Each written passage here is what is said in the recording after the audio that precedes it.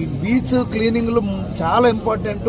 వచ్చే వ్యర్థాలన్నీ కూడా కాలువల నుండి బాటిల్స్ కానీ కవర్స్ కానీ అన్నీ కూడా దీనికి వచ్చేస్తున్నాయి. అవి మళ్ళీ భూమిలో కలాలంటే వందల సంవత్సరాలు పడుతుంది. దాన్ని మళ్ళీ ఈలో కూడా మైక్రో లెవెల్, ఇది నానో మైక్రో లెవెల్లో ఈ ప్లాస్టిక్ ఇది ఉందని కూడా నిన్న మాట్లాడడం జరిగింది. దాని మీద గవర్నమెంట్ కూడా సీరియస్గా తీసుకుంది. దీనిపైన స్టేట్ గవర్నమెంట్లో కూడా నిన్న కూటమి ప్రభుత్వంలో డిస్కస్ జరిగింది.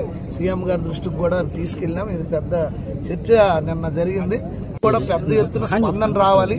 అలాగే శ్రీకాకుళంలో కూడా మేము అక్టోబర్ 2 కల్లా ఏవైతే ఉన్నాయో క్లోజ్ చేసి అక్టోబర్ 2 నుండి స్ట్రిక్ట్ గా ప్లాస్టిక్ రహిత, సింగిల్ యూజ్ ప్లాస్టిక్ రహిత పట్టణంగా మేము తీర్చిదిద్దడానికి గౌరవ కలెక్టర్ గారి ఆధ్వర్యంలో ఆయన స్పెషల్ ఆఫీసర్ ఫర్ కార్పొరేషన్ కూడా. సో మేమందరం కూడా సీరియస్ యాజ్ ఎ ప్రజాప్రతినిధి నేను కూడా ఎవరికి ఉపేక్షించే ప్రసక్తే లేదు. ఎవరు ఏం చేసినా కేసులు కట్టినా మా దగ్గరికి ఎవరు రావద్దు.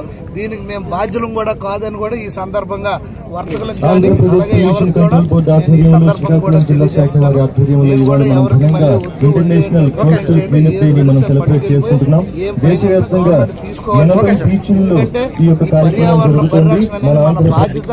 మనం బతుకుతున్నాం. మనకు కూడా ఇప్పుడు ఏ ఊర్లో వెళ్ళినా క్యాన్సర్లు ఇవన్నీ వచ్చే పరిస్థితి. అలాగే ఫ్యూచర్ జనరేషన్ కూడా మనం పర్యావరణాన్ని పరిరక్షించి అందించాల్సిన బాధ్యత ఉంది కనుక తప్పకుండా దీనిపైన కఠినమైన చర్యలు తీసుకోవడానికి కూడా వెనకాడమని కూడా నేను ఈ సందర్భంగా ఈ అవేర్నెస్